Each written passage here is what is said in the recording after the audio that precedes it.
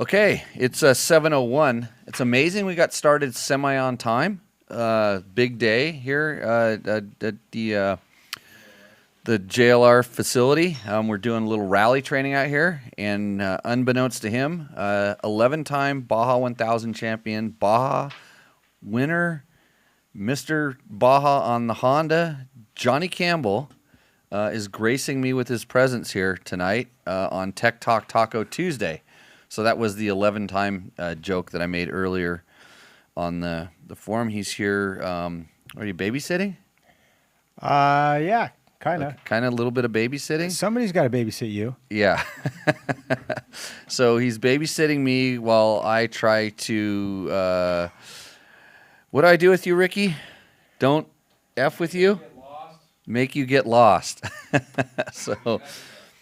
it's all part of rally training. So we're going to try to keep Ricky from giving out riding tips tonight because he had a big following of people wanting more riding tips.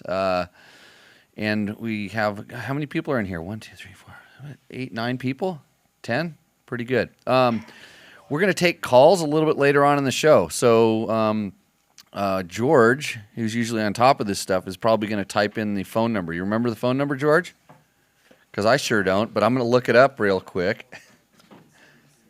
It's 775. What are the other numbers? Right? So you know the other thing that a co-host does in the show, Johnny? I'll just tell you because you've probably never watched this janky little podcast before. So your job is to talk just enough so that I can pour myself a tequila and then drink it. We can handle it. Yeah, I have this other co-host named Logan, and he says, I think what's his vocabulary, 16 or 17 words now? He's up to 17. 17, yeah, and I can actually get everything I need. So tonight, everybody always wants to know what we're drinking tonight. Tonight, courtesy of Faye Campbell, we have a little bit of the Hornitos. Yeah. You like this, Johnny? There we go. Yeah, no, well, and you'll have plenty of time to talk because I talk too much about myself usually. But I even have something special for you because that's Off-Road Hall of Fame. Aren't you in that? Oh, yeah. Off-Road Hall of Fame. Yeah, so you can have that glass, and since I'm not that popular or famous, I have a blank one, and you can actually do the honors and pour the first one. So what we do on Tech Talk Taco Tuesday is we answer your motorcycle and motorcycle-related questions. Of course, we've all had some pretty good tacos. George actually got some pizza, and I have a whole list of questions from last week's show, which meant it was too confusing. And cheers, by the way. Cheers. Cheers. You don't shoot this stuff. This is sipping tequila. Thanks to our bartender, Janie, who did pretty good at getting us the big taco kit for. We're at over 50 tacos now. Is there anything left? There's like 4. Kendall over there is looking really hungry. So, working guy. Yeah, he's out there changing mousses and oil and doing all the practicing prepping. So factory mechanics practice too. So. Anyways, episode number 41. Glad everybody's joining us. George, I think your top rating show is going down. Yeah, it's only 35, but I'm expecting a few more. We just announced it, and everybody knows not to listen to the first 10 minutes of this because it's all just useless banter. So That's my favorite part, though. We got to get to the technical questions because people really, really appreciate this bald guy here giving him honest advice. So this is the one I actually missed from last time. I wish I got to it. Hello, I'm writing you from Greece. That's true. I'm interested in a TM EN300 2020, but there is so little information about it. I have a dilemma between the carb and the injection, which is said to be familiar with KTM. I think he meant similar, but I will go with that. I like the late technology inside of me. I can lean against the injector, but after all these problems, all we heard and seen about the tips, I'm hesitant. That's where you start getting the language barrier there, or the translator coming into play. On the other hand, knowing that after 2024, all the manufacturers will have to go to injection, I feel that a carburetor will keep me back. I heard that TIPS requires change of fuel filter after 20 hours and a change of oil pump after 80 hours. I haven't heard that, but yeah, I mean, you hear a lot of things.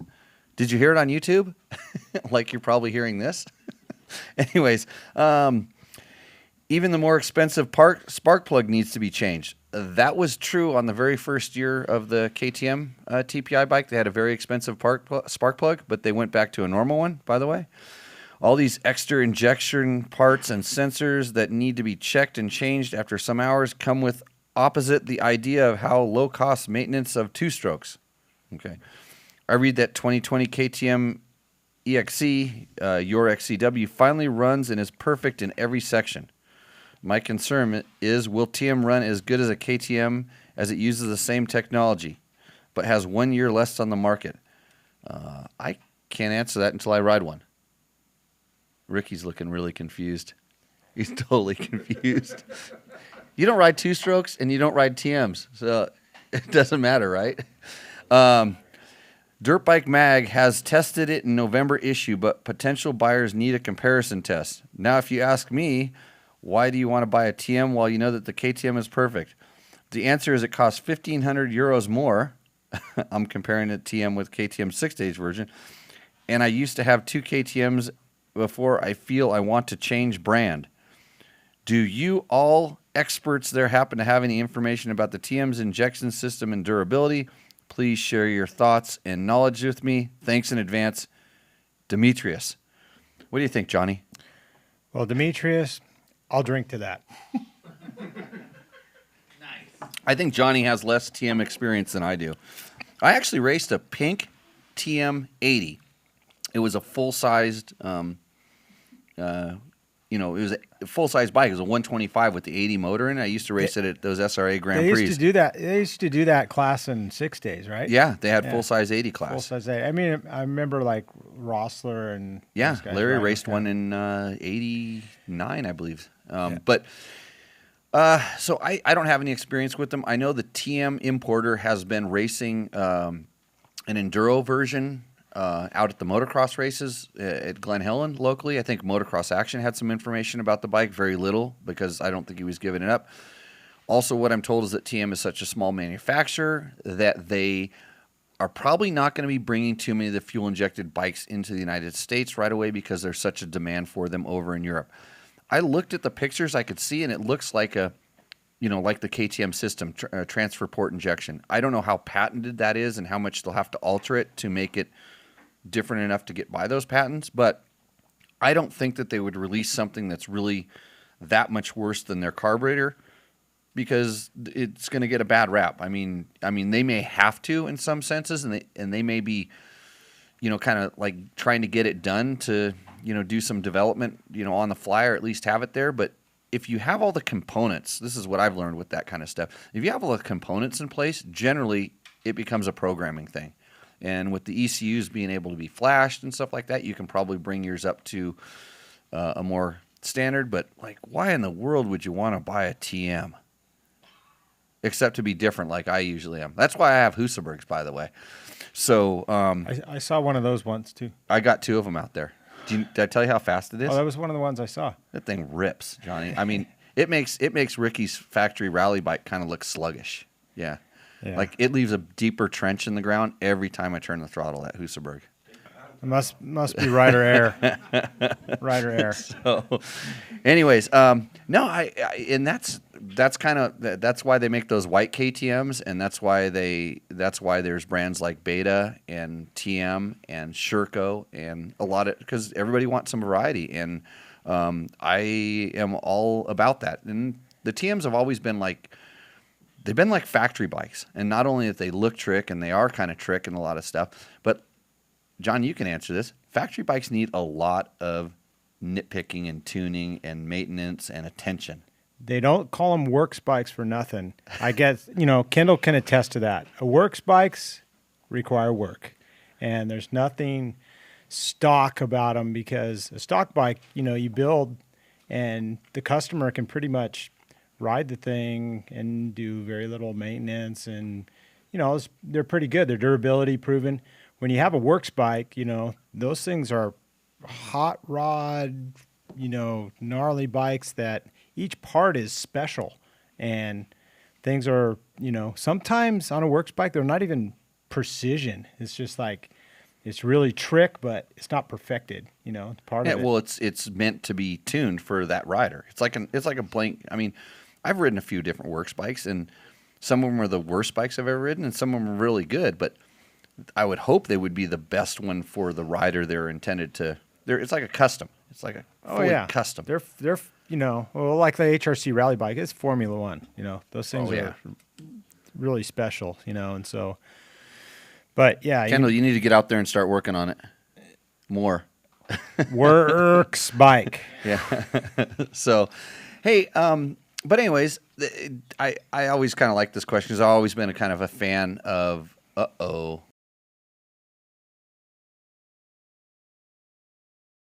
Hey, hopefully we're back. We're back. We were talking about why we like weird bikes, so every TM I've ever ridden. Needed to be jetted. Like I had to jet the carburetor. So it wouldn't surprise me that you have to you play around with the fuel injection and stuff, but they were like factory bikes. I also, almost every TM I've ridden, I felt like I wanted to revalve the suspension, and that's not the case with many of the bikes I ride these days, but they looked trick. So, hopefully, Demetrius, we answered your question all the way from Greece. Thanks for watching. I hope we are the #1 most popularist podcast in Greece about motorcycles, of course, right? 100%. 100%. Let's do it. Remember when we raced at Baja, Spain? Yeah, Baja, Spain, 2001. Yeah. That's I've seen races like that in Greece before. Yeah. So it was a pretty sweet race. Hey, wait, Skylar's here. Skylar, didn't you race in Greece? Yeah. Didn't you try to break some rocks with your head in Greece? Just the dirt. Just the dirt.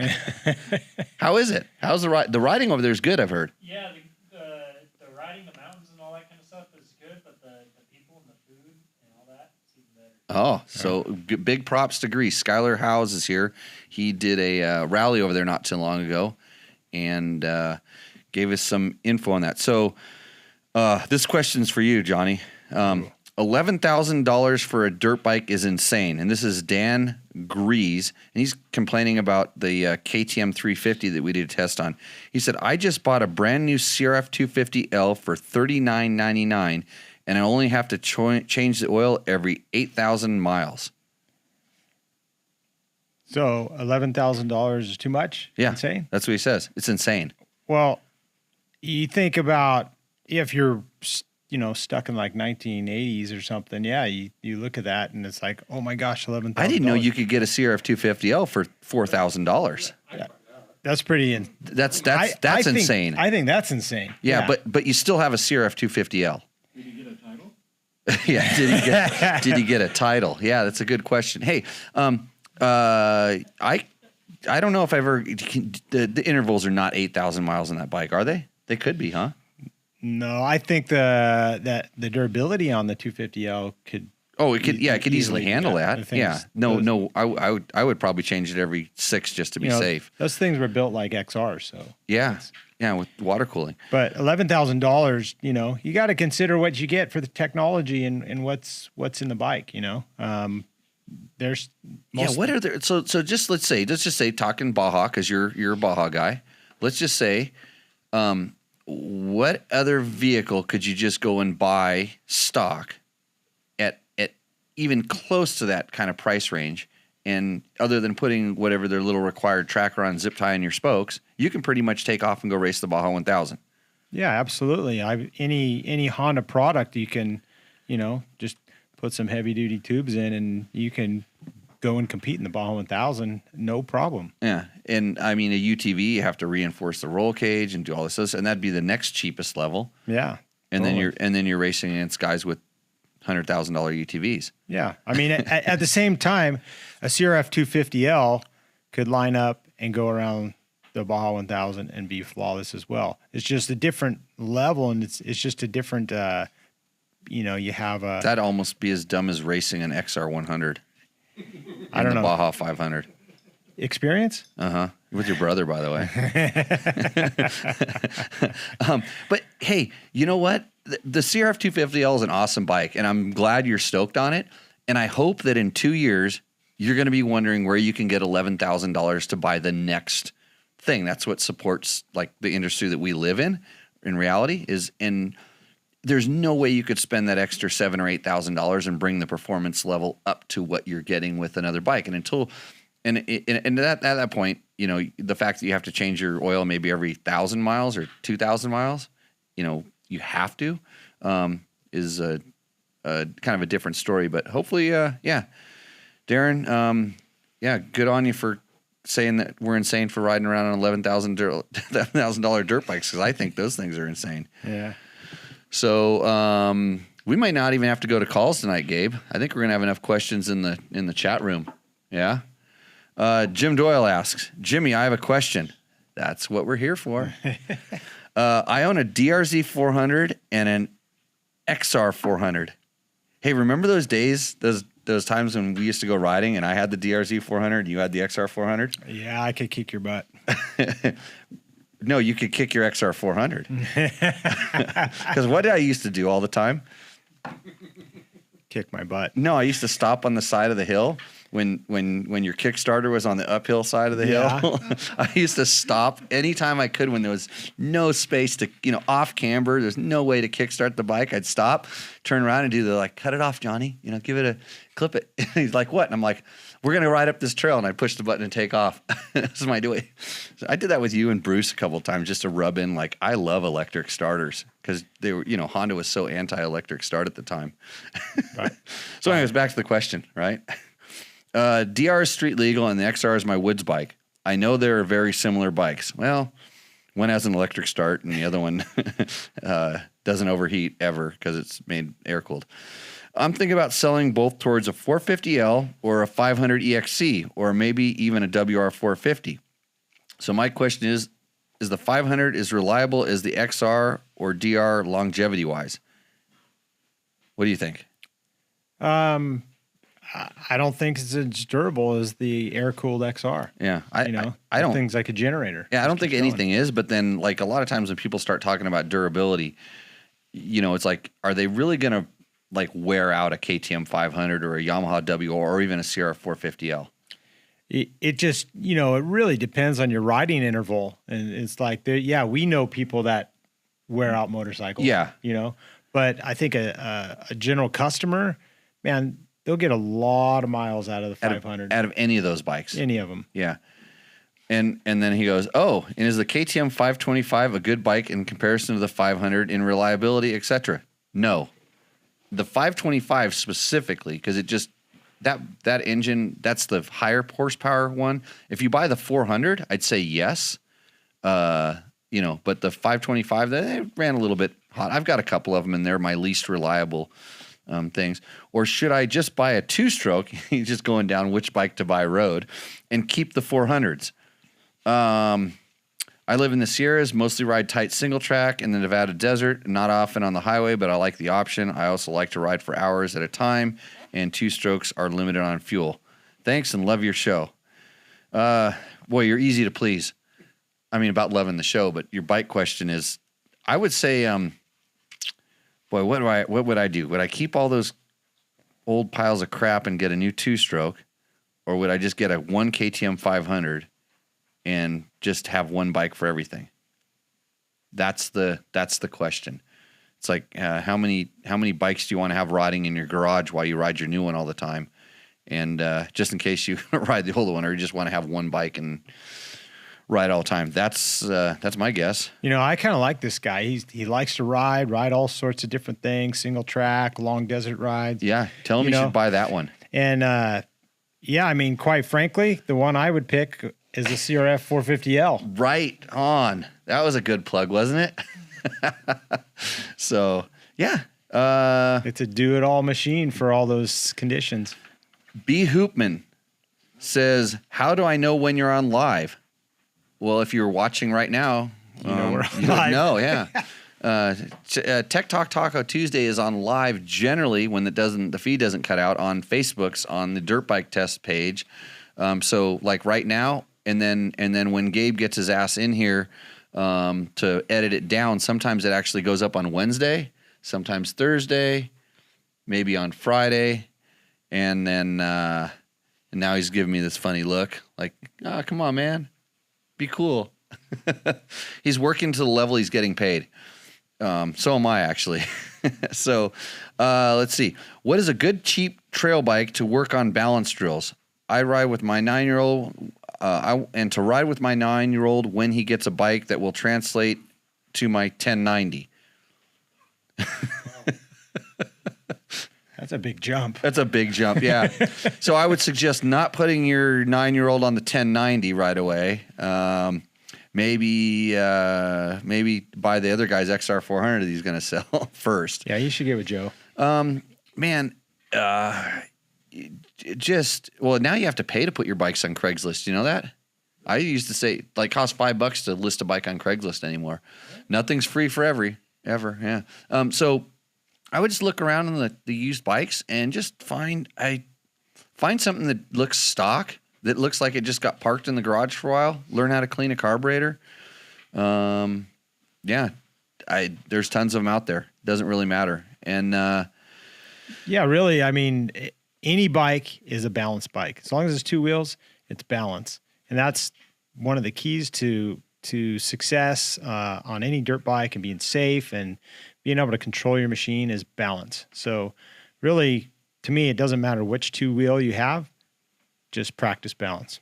Yeah, they all weigh the same when they're balanced. At least the bike does, as far as tipping over when they're balanced side to side. Kyle Shively commented, was there more to this video? It seems like it cut out earlier when you were talking about strawberry scented oil. It probably cut out with our internet connections. I had a guy come over here and work on it, and then he took off and went. Where did he go? Like, he ditched the country. Al Riaz? Yeah, fully ditched the country. I got computers that are opened up. There's boxes and servers hanging out and lights flashing up in the corner. I don't know what any of this stuff does. I ride motorcycles. George, 70 people, by the way. You were up to 80. Yeah, we were up to 80, and then it cut out. So somebody just asked, who is this guy? And it just interrupted. I just cursed myself. What did you do? Just tap into my internets again? Cut him down. Who is this? This guy here? This is Johnny Campbell. Baja 1000 winner 11 times. You were an XR400 guy. Not really. You hated him, didn't you?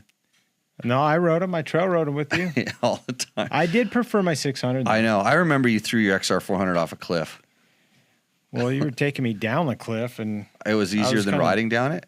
I couldn't balance too good. Yeah, yeah. You were XR600 guy. That was for sure. Brad Lou asks, one of the bald guys buys, reviews the bike, then raffles them off. He used to buy, then ride, sell at a loss. I'd wager a bag of sunflower seeds that he might end up net positive and help fund the next series of bikes. But I hope that is the case. Man, yeah, that business model is not really sure. We're cutting out again? I'm still live here. Just cut out for you. I think you guys all in here are using your phones, and it's somehow blowing the internets up, not on my system, but on someone else. But anyways, yeah, there's a lot of bald guys out there that do a lot of crazy stuff. Yeah, mine just froze up here too. So I'm just one of them. No different than the others. We all have a little place on YouTube. I'm just not following the rules as far as trying to, raffle off things. And I guarantee you I could get a ton more followers if I'd raffle off my Husaberg 570. Because, do you know how many people want to ride a bike with that much horsepower? Nobody. Lots. Kendall, hey, you used to give me stuff about the Husaberg, didn't you? Back in the day? Oh, back in the day? Yeah, back in the day. Yeah. We'd ride it off cliffs. Yeah, he's like, Jimmy, why do you keep riding this bike? And now he knows because it's got a lot of horsepower. Let's see. Which 4-stroke is most flame out or stall resistant? Mainly talking about any full-size off-road or dual sport bike, new or old. What 4-stroke is best for tight technical single track? Those are two different questions. Actually, I guess the one that flames out would probably be. I think like most modern day motocross bikes for trail riding are kind of difficult to ride. They're horrible. And they're just high strung with a tall first gear, and they're not the best trail riding bikes, so they do flame out. Or they don't flame out, they stall. But Stall, yeah. Bob likes the term flame out. He invented it. that's an old carburetor type term or something. No, but turbines and oil burners. You don't exist. You're a ghost. So, yeah, you want us to turn the camera around? No?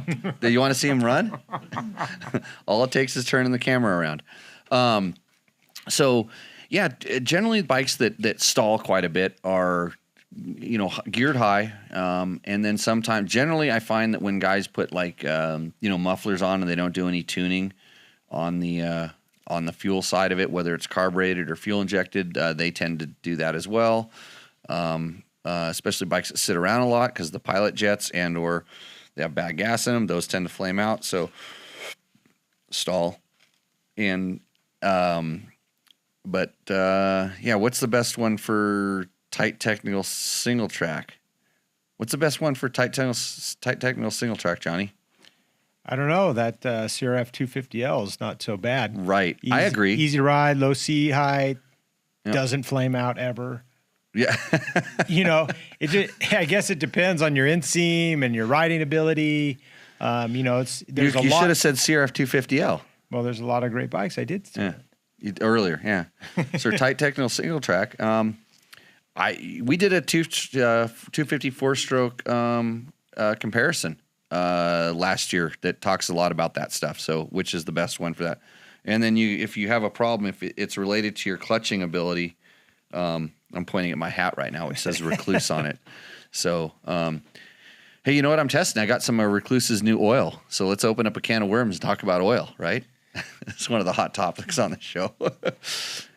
I don't know anything about oil. I called in experts for that. Mogman150 says, great review. I am still having trouble getting an answer about the XC versus XCW. I live in the high desert, but also ride technical tree wooded trails. Currently riding a 1987 KTM 350 Enduro. You know what? You don't need to care about XC or XCW. If you buy something from the last century, you're going to be in a whole different world at this point. Yeah. Ricky says he'll take you and your KTM 350 on some technical single track in the high desert. And he'll ride his rally bike. Yeah, he'll ride his rally bike.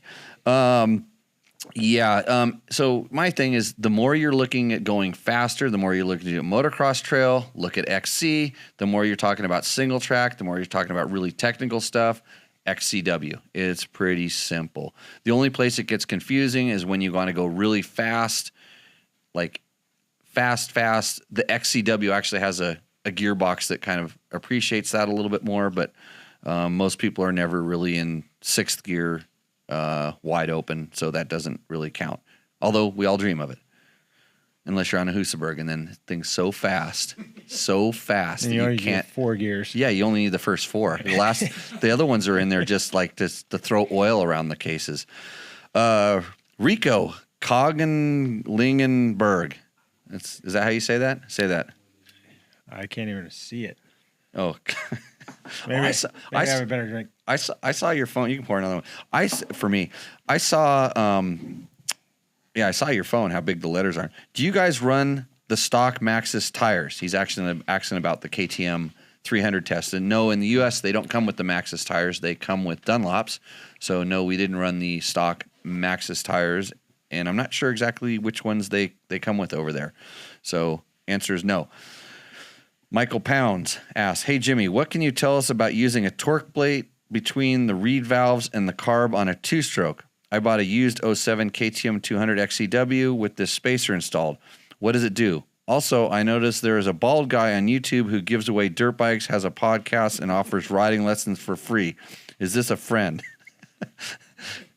Well, I think one of the bald guys was one of the big proponents of those torque plates, which basically they just put these Well, actually, which is he talking about the long fans or the spacers? Probably the spacer, yeah. Because what were the things? Remember those things they used to stick in? Well, even on 4-strokes they were doing them. Those things you'd press into the carburetors that would like split the splitter. Yeah, splitter. Kind of change the air velocity or something in the thing. The carburetor throat, so you were working with an artificially smaller throat on the carburetor. Yeah, so he's talking about there are spacers that went in there, and sometimes they were in front of the carburetor, and sometimes they're in the back of the carburetor. Eric Crippa. Barkmaster. He can make the splitter work. Yeah, sure. But you have to rejet for them, and I've run them before, and sometimes they help, and sometimes they hurt.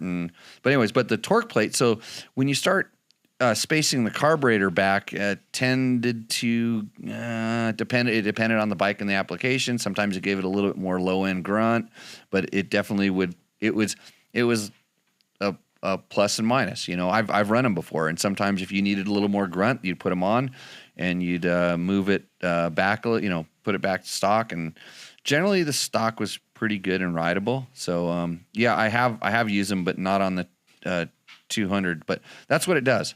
Generally sends the power down a little bit lower in the power band for the most part, roughly. I don't know about these bald guys. You got to watch out for them. That's why I wear a hat all the time, so you can't tell that I'm bald. Sid Mosley, I love your show. You talk about interesting topics. Sid, I love you. Just straight up. That's good. Johnny Campbell, are you Jamie Campbell? That's your brother. Racing in Dakar and the Talon.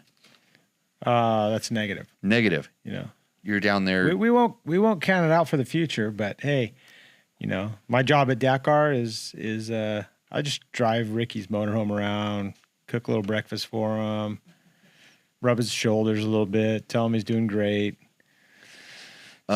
Somebody wants to race for titles. My kid could use a 250L.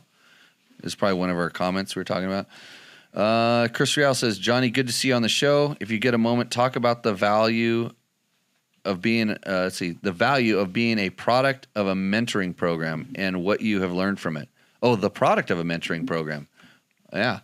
Now, with you being one of the longstanding guys, who are you mentoring, and what can you tell the young guys about learning in the industry? That's an excellent question, Chris. Chris Real. Yeah. Well, we could talk. Oh, you need some of this. Yeah, you talk. It's your question. Well, I could say that I had an amazing mentorship through the legend Bruce Ogilvie. He took me under his wing when I was like 21 years old, and taught me everything about racing, everything about 4-strokes, and how to racecraft, and how to talk, and what to say, what not to say. And so for me, the mentorship has been, an amazing journey that's helped my success in the racing career and personal life and just my business career and everything. And so for me, it's been a great ride, and I couldn't say I would be here and, at this point in my career without Bruce and without, many of the mentors, Chuck Miller. And I listened to, one of the things was really important to me was just listening before you speak, and just absorbing all the knowledge and experience from guys that have been there and done it before you. Even Jimmy Lewis. Jimmy Lewis taught me how to trail ride. I didn't tell you how to listen before to speak. No, but I learned that before I met you. So, tell me, what's the name of your movie?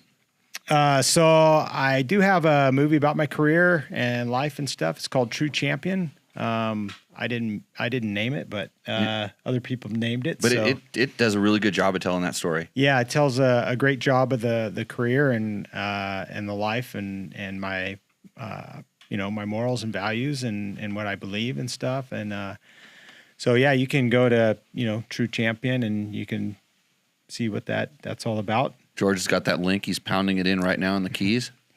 And then also, who the other part of the question was, who am I mentoring?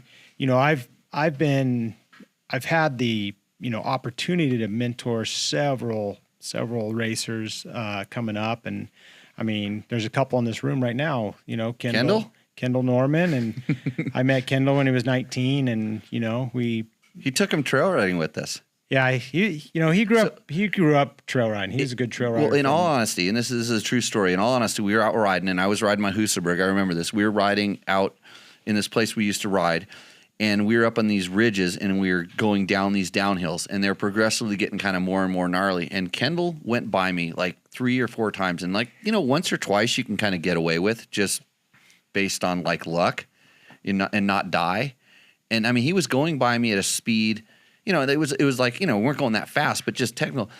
I'm like going, this guy is freaking phenomenal. I mean, you were literally the first guy that impressed me at like trail riding. And I'm not yanking your cord here. I've told you this before, haven't I? Yeah. and it was you, and the second one was Torsten Bostrom, both guys that you brought around. Yeah. And I'm just like, where do these guys get their balance, their terrain reading, their skill? And I used to race with Kendall's dad. He was quite a bit older than me, probably the same distance and age that we are apart. And I remember when Kendall was like riding around a little Z50, crashing into the tires in his dad's truck out at the desert before the Enduros. So it's a couple. There's been a few. Now you got your kid too. Yeah, no, Preston's coming up, and professionally we're working with Ricky Braybeck now, and Ricky, he's getting ready to go at it the Dakar again, and it's a big task, and that's part of what you and I have been able to get together and share our experiences with Ricky and try to improve him and raise the level of what he's doing in his craft, based on a lot of your rally experience and mine, and now Kendall's built around and helping us out in that program too, because we all want to see an American win Dakar, and we feel that Ricky has the best chance at the moment, and so we're all putting in that effort. And it's kind of interesting though, Bruce Ogilvie grabbed me, and then we've been able to bleed that into Kendall and Ricky, and now Preston's coming up, and it's like, and you think about it, you surround yourself with people that were successful, and it's not so much you're gonna. A lot of times it's you have to make your own mistakes no matter what you're doing. You're gonna go make your own mistakes, but to have somebody like generally tell you that you're going to make that mistake before you do it, and then you're thinking, "Oh, that old guy, shut up! What do you know?" and then you do exactly what he said, and then you just come back with your tail between your legs, and then you're actually willing to, like you said, listen quite a bit. And you definitely were a lot better at that than I was. 11 Baja wins don't come easy, especially those kind of wins. So let's see. Let's roll down some of their questions. When will JCR ride the Nora Mexican 1000? I don't know. It's definitely interesting to me to obviously I like going down to Mexico and riding and racing and all that stuff, but I don't know. Nora sounds fun, but I don't know. We got to make it fit in the schedule. We're busy racing and doing all our professional stuff, and so. Hey, Brad Liu, I think he asked the question about the something about there, but he said, haven't been on a Honda for a long time due to KTM and E-starts, and he's joking. He says, now I'm going to test a 450L. It might be the new modern DRZ 400. That's actually a pretty good assessment of that bike. What did I call it? No, I called it a modern XR 650L, and they got mad at me because it really is. Yeah, I mean, it's kind of that bike that's probably going to be the same for a long time. And how long has that 650L been going? Since '93. Yeah, that's 93. Mitch's favorite bike. Yeah. And I think the 450L, the effort was put into it as far as the technology and the durability and the new 6-speed transmission, and that bike will be a great bike for a long time, and it's on that genealogy of Honda performance and dependability, so I could see that model being around a long time, and it's going to build a legacy just like the old XR series. Yeah, I mean, and when like there's people that are big fans of certain bikes. I was known to really like XR 400s. You not so much. You're XR 600 guy, but there's certain bikes that people just gravitate towards and they like them. And the DRZ 400 is another great bike. Another bike that I used to get bashed on for. They're like, you don't like the DRZs, and I was like, we're not kidding when we talked about earlier that I used to take it riding all the time because. I preferred the electric start. I don't think it did that much stuff better than it was the worst hill climbing bike known to man because the seat on it actually slopes up against the gas tank and you can't get forward on it. It's just kind of a, weird thing. But, there's certain bikes that people like. And I guess do I like the 450L or do I not like it? I can't tell. I don't remember. I thought it was okay. I loved it. I loved it, Ricky said. I like the X. Yeah, I like the X for the desert. Let's see. Johnny, another question for you. At this year's Baja 1000, the bikes got beat by 1.5 hours. How much speed are the bikes losing to the trophy trucks in the bigger hoops? I'm guessing at least 25 miles an hour. Yeah, I think in the open desert sections, that's easy to say they lose 25 mile an hour. The truck technology has advanced so far in the last several years. They're using 39 inches of wheel travel with 40-inch tires. They have a lot of ground clearance. They have 900 horsepower, and the bumps haven't gotten any smaller in those areas. And so, in order for a guy on a bike, to be going over those whoops and that type of terrain with the rocks and stuff stuck in the ground, and you have to take some precaution. And the trucks are just excelling in that condition. Now, with that said, those big high horsepower trucks aren't so, they're not so gracious up in the mountains above mics, and they have a lot of roll and pitch to them. And so the bikes can still go a lot faster in a 2-track situation. But open desert, the trucks are. And the reason they got beat by an hour and a half because you're not racing. So 11 ball wins. Yeah, all overalls. All overalls. And the other thing is the bikes did start at night, right? Yeah, that's true. The bikes have and they don't have nearly the lights that these mobile football stadiums have these days. Yeah, and so the bikes have 3 more hours of dark right off the bat. So you got to be really cautious. So. Yeah. I saw another good question here. I just bought a new bike, a 19 450X, and I'm building it into a desert race bike finally. I sold my 05X. Are you putting an R cam in when you're doing some head work? Clint Chu asked this about the new X.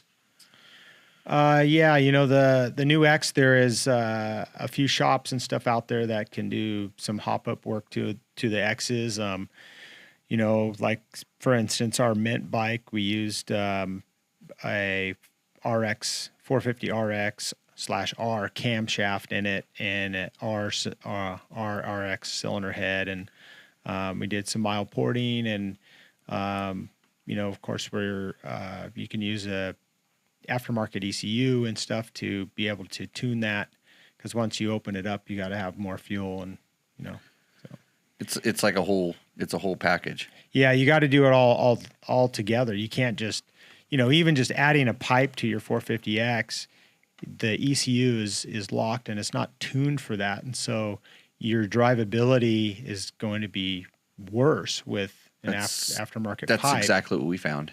And so you have to have some sort of tuning device or different aftermarket ECU in order to hop up the X and, or the L for that matter. Johnny, Mike Spurgeon asked, Johnny, can you talk about the KTM effort in Baja? I guess I'd don't have to. I'd ask for a little more specific details, but I don't know much about it. Yeah, that's what I was going to say. You were busy with your efforts. Yeah. Let's see. Todd Kelly asks, I'm very tempted to get an AJP PR7 Rally, a $10,000 Portuguese-made bike set up with some pretty good components. I assume that most people haven't heard much about it, but is there anything you would be interested in testing? I've actually ridden one, believe it or not. A Linden from Seat Concepts had one, and so I putted it around, and it was as heavy as it looked, which, but it had a nice chug kind of motor to it, and I didn't really spend a lot of time on it. Just kind of putted it around real quick just to get a feel for it. But yeah, I'm always interested in testing stuff. It's just you got to make some more time for me. Robert Miller asks, John needs to wheel the XR628R twin pipe into the studio and fire it up. That bike has never been on the internet. You mean the sound of it? I've got the XR100 twin pipe in the garage that we could wheel into the studio and fire up, but let's see. Not anything else. Let's see. I need one more gear on my CR500. That's Victor. Victor is one of our... Victor, you need to get me your address so I can send you that gear, by the way. Victor is a longtime listener. He makes popsicles. And he used to be at the finish of the King of the Motos with popsicles. That's how I met this guy. Really? Cool. And he's a CR500. He rode an XR400 in Barcelona to Vegas wearing Levi's. Yeah. did pretty good. Very raw. And he's a CR500 guy. So you're a CR500 guy. I wore out a few of those things. Yeah. Let's see. 16 years old racing CR500s. Yeah, let's see. Let's see. Stoked Johnny Campbell's on the show. Yeah, me too. I think. Okay, good. Your documentary got put up there. George did his job. Okay, why won't Honda make a 450 rally? I don't mean a super expensive replica of Ricky's bikes, just like the current 250 rally with a 450 engine. This is Jesse. He asks questions all the time. I can't answer that. They showed it at EICMA or one of the shows last year in Milan or something. They showed a concept of that. It was a Honda one too, wasn't it? I think Red Moto makes one. Red Moto makes one. Yeah, there's a kit. There's a good kit that you can make. Red Moto in Italy makes a pretty nice looking kit to, put on a 450L. Yeah, I mean, you want to talk about a good looking bike? That CRF 250L. By the way, Baja Diaries and Mark Kaploff, I never say his name right, but I do my best. Just did a video. I actually need to upload it onto our site, but he has a CRF 250L rally that he just went riding around in the Eastern Sierras on, and he's been posting some stuff up on our social media. So, I mean, that is a good looking bike. I mean, I wish the tanks were a little bit bigger, but then again, I mean, how far are you really going to go on that?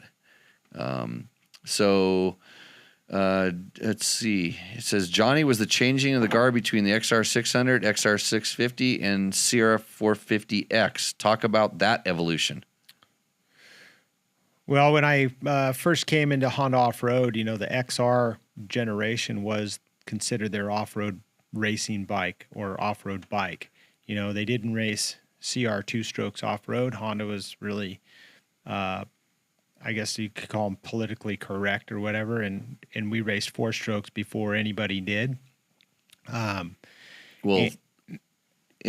that time. In that time. Remember what did Bud Eakins and correct. And Al Baker where they were riding down there. Yeah, correct. Yeah. It was in that time in the 80s. 500 two-strokes. 80s and early 90s, everything was, fire breathing two-strokes, and so when we went off-road racing, Honda promoted their XR series, so we the evolution of going from the air-cooled XR600 to the water-cooled XR650R was we couldn't build any more power to compete against the two strokes and into the XR. We tried it. I mean, Jimmy and I raced in, what was it, 95. And on 96 is when we raced the detonator. Yeah, our 620. At least it finished. We built 680s out of XR600s, and we built 650s. We built 628s, but we couldn't get them to live. We'd have just great heat. Yeah, we'd have great horsepower, but you ride the thing like 100 miles, and then it couldn't get rid of the heat, and so we were at the limitation of our machine and being able to compete. And so that bred all the technology into the XR650R to be able to go beat the competition on two-stroke 500s. And so, we made a water-cooled XR, and that was a really, groundbreaking thing in the Honda legacy. And so once, when when that bike was in development and I finally got invited to come out to a test and I rode that engine, I was like, Bruce, give me that engine. I'll win every race, and that bike was revolutionary for my career because I was able to go and compete against, Then the 4-stroke 400s, the motocross 4-stroke 400s were starting to replace some of the 500s. Because the 500s were definitely going away. I mean, they were the KX 500 was kind of the only one really around. Yeah, and so when the XR 650 came out, yes, it was a big 4-stroke, long stroke motor. It was so nice and really easy to ride, but it was heavy and big. And then the motocross, 4-stroke generation came along, and they were able to make more efficient power, lightweight, quicker handling.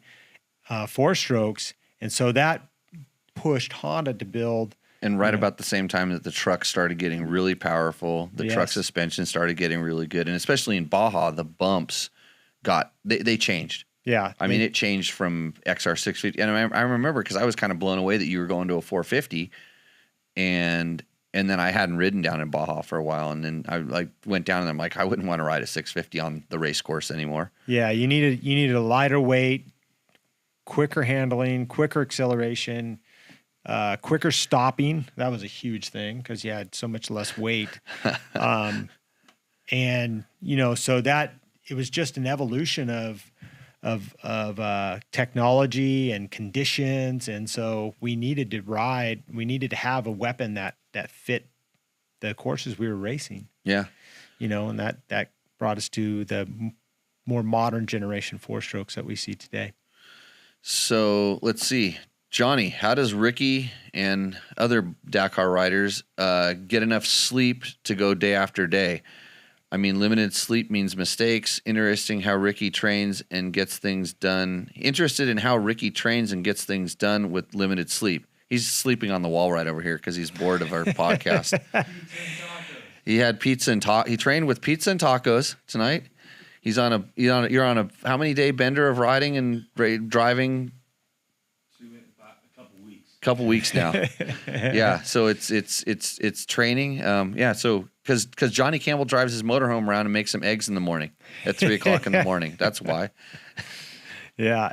No, for a rally racer, say of Ricky's caliber, it's his lifestyle. He rides, he navigates, he, rides all day long, and you're doing that day after day. And that's what a rally is. It's just day after day grind.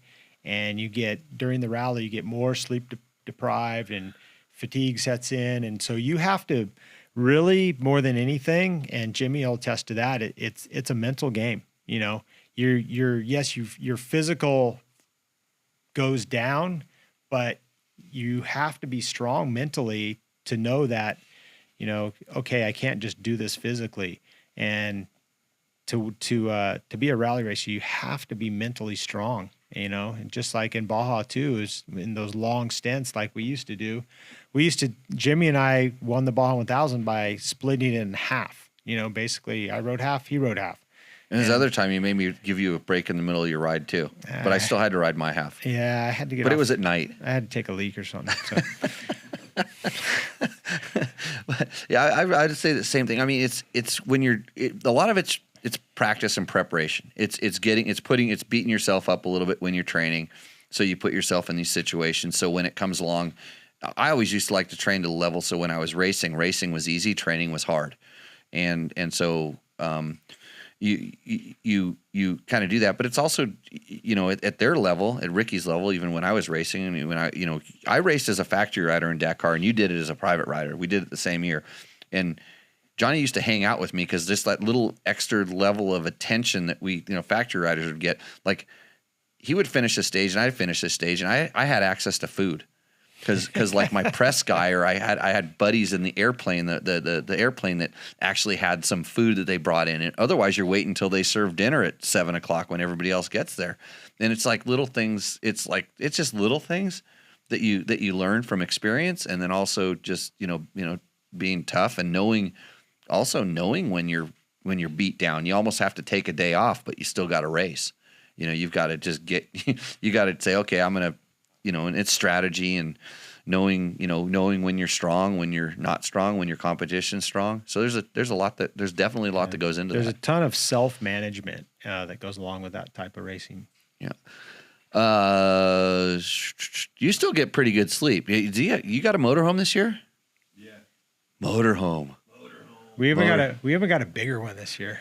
Yeah. Oh. Last year we were in a motorhome the size of your book cabinet.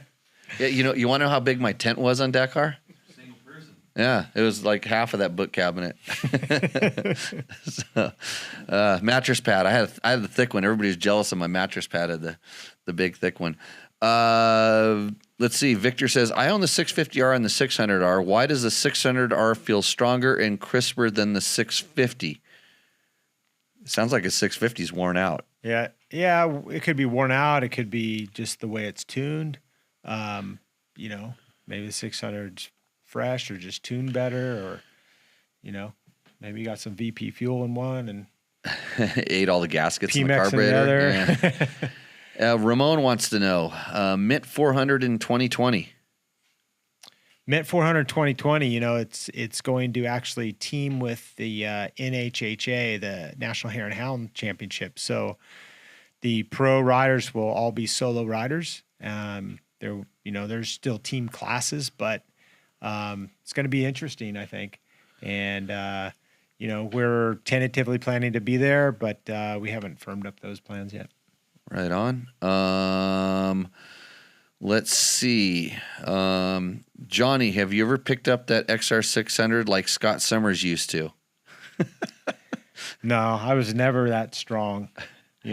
I think Scott was he was a phenomenal athlete for sure, and he trained a lot of strength training. I never really trained a lot of strength training. I did a lot of endurance stuff, and I just wasn't motivated to do that. So no, I couldn't pick it up. I wasn't never motivated to pick up an XR600 either, though. Never tried. I did the same photo with an XR250 actually at his house for a story I did. I remember that. Yeah, stupid. Those things weigh almost the same. Yeah. We're lucky I still have a back. Justin Brady wants to know, why can't Honda not have a 6-speed 450 RX? It's a good question. I like how you're thinking. I'll just leave it at that. Good. Let's see. Bob's talking about how he soloed the Baja. Bob, did you win Baja on a quad or something once? Maybe. Let's see. Robert Miller. Jimmy, it seems to me that Johnny is leading the off-road renaissance of Honda with the all-new and well-designed models they have released. My suspicion is Johnny is behind this. But does Johnny go to Japan frequently to help with new models? Actually, I don't. I don't go to Japan very often. I've been there, yes.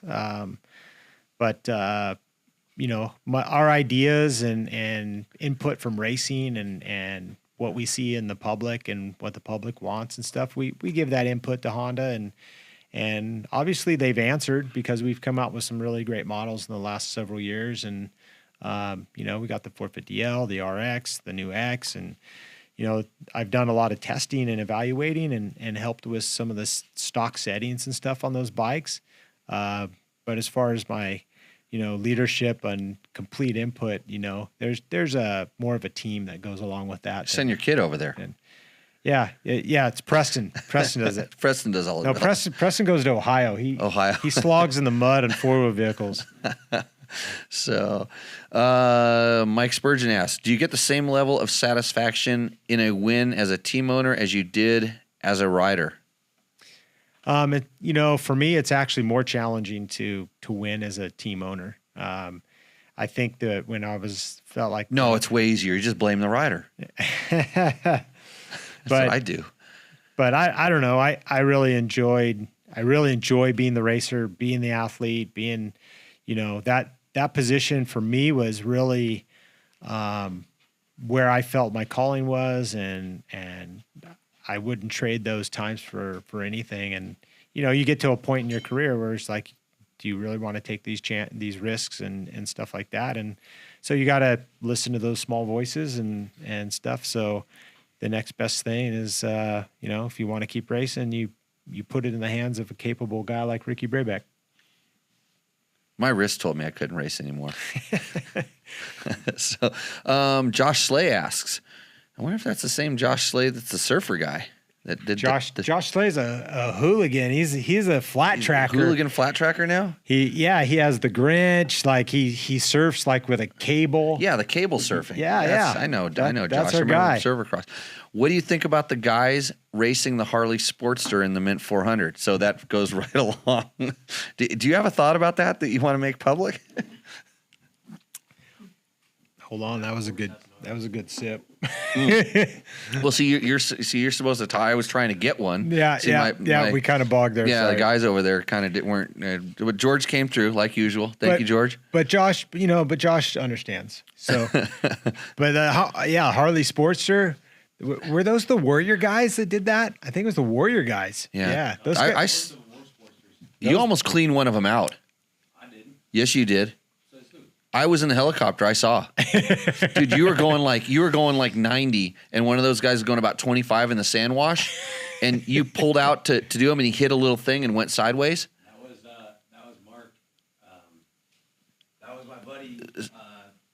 Yeah, it was. I was like, whoa. Yeah, I wish I had the camera running on that one. It was some kind of big junky bike. It's almost as dumb as riding a BMW. All I got to say is, in the Josh, sand. Josh, you should try it. There's the challenge. yeah. If you have a Cooligan bike, it's got to be good at the thing. Yeah, Bob noticed the low tide signal. Let's see, Steve Conklin. Let Honda know that the folks there is support for a 6-speed. I would sell my 450X for a 6-speed, basically any day. It's like an old 450X. I think he was implying he wants, I think he wants it in the 50. RX. Yeah, well, the one guy said RX. I mean, because the new X has the 6-speed. Yeah, correct. So I don't think it would hurt an RX one bit. It'd make it a way better desert racing bike. Yeah, for me, I would love the RX to have one, but Be able to go faster and slower. yeah, you gotta, it's all budgetary and commonality of what works for the company. So Yeah. Eric Kudla joined. Eric's he's a off-road competition guy at AMA now. yeah, I was. Oh no! Now the AMA is watching me. Oh my. That's gosh. it. We're in trouble now. I'm going to lose my lifetime membership. You can't. Can is it possible to lose that? I don't know. Probably with me. Yeah. What do you think, Eric? Yeah. Congrats to Preston Campbell on this weekend's win at the District 37 Sprint Enduro. That's his first overall District 37 race, right? Yeah, that's his first overall. It was pretty exciting, and he, Preston's been kind of building toward this this type of riding where it's the conditions and stuff aren't perfect, and it was raining, it was kind of muddy. They were in mesquite trees, kind of like Tecate. It's in the area they raced was a lot like where he rides close to the house. And so it made a lot of sense that he did that well. And plus the 250RX is a really good bike for that type of terrain. I remember we did the intro there, like literally down the street. Yeah. And I was like, it's funny because I thought that the conditions at that ride and stuff made that bike feel better than it was, kind of sort of thing. But in going, testing it more, I was like, that's a good bike. I mean, out of all of the, I like the 450X a lot, but I really like this. The 250RX surprised me more than any of the other bikes. I mean, because it wasn't like the CR. It didn't feel as high strung, but it had the great handling character that bike had, and stuff like that. So I have another question for you. The CRF line now has the 3-mode traction control. Are your riders using it?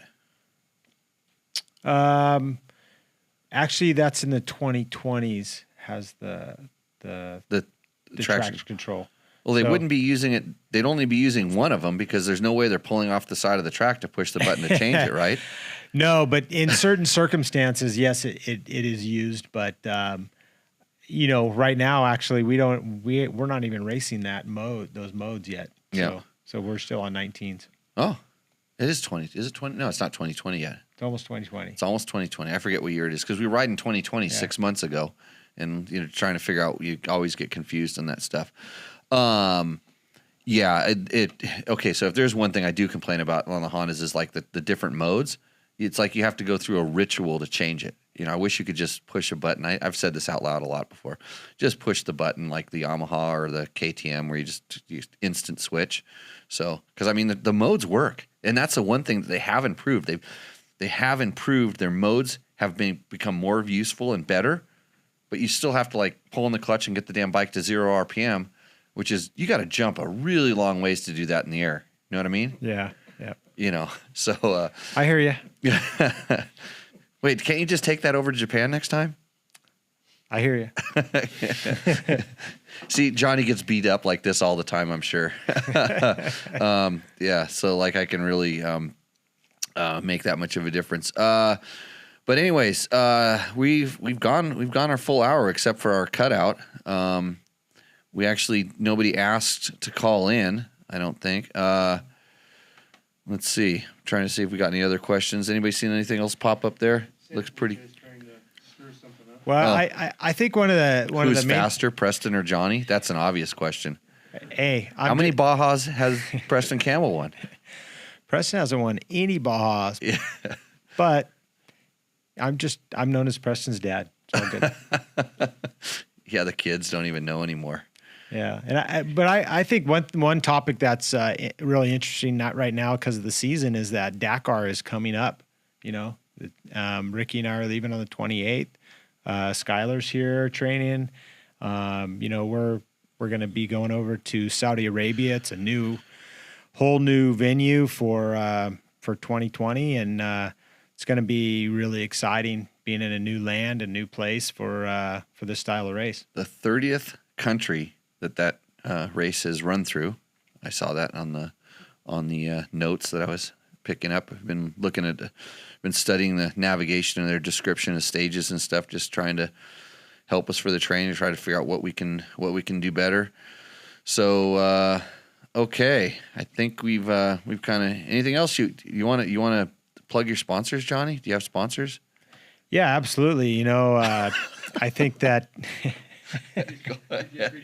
No. Yeah, I just read. Yeah, my wife posted something here. Self-serving question. Heather wants to plug the sponsors. No, you keep plugging your sponsor. I'm sorry I laughed. No. Heather has a question for you. She says, "What kind of wife do you need to have support for your racing efforts all those years?" I guess one like Faye that stood out in the rain all day at the Sprint Enduro just for her kid to race and win, I guess. Yeah. So you weren't there? No, I was down training with Ricky in Sonora. Actually, I wasn't. I was eating really good food, and he was out busting his butt in the sand. Yeah. And then this question is probably for Ricky and Johnny. How was the Sonora Rally Navigation School? It was fun. They actually had a couple of really good road books, and usually when you do a school, sometimes it's a little bit slow and stuff, and it's repetition for Ricky and guys like Skylar that have been down there, but overall, just getting time in the sand dunes, just keeping time on the bike, staying sharp. Another map book made by another person. Yeah, it's just what it's all about. It's good for training. Yeah. Yeah. Ricky, any riding tips? You got any riding tips this episode? Because people still want the Ricky Ribeck riding tips. I already told them how to ride to the sand. Put your outriggers out and just. Yeah. And pro riders, listen to those guys for the riding tips. So, okay, everybody, we're going to go ahead and wrap this up because we got to get up at the crack of dawn. And how many Ks tomorrow? Did you add it up? 540. 540 Ks tomorrow. 540 Ks. It's going to be a good long day. So we can just fall in line. And I'm gonna, they're letting me ride. I get to ride tomorrow, so I'm gonna make perfect navigation, and they're never gonna catch me. And they're so lucky that I'm not on a Husaberg 570, because do you know how fast I'd be laying down, like, actually it'd be real easy to follow because it just carves a trench in the ground. The problem is it doesn't have a big rally tank, and it would run out of gas, and then they'd have to come and pour gas out of their tanks. And the other problem So- is your paddle tire will make it. My paddle tire.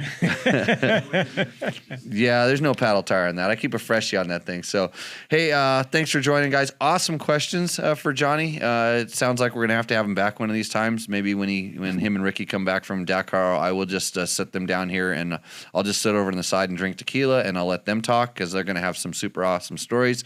Maybe Skylar as well, right? And so for everybody here at Tech Talk Taco Tuesday Dirt Bike Test, thanks a lot, and we will see you out on the trail. Cheers.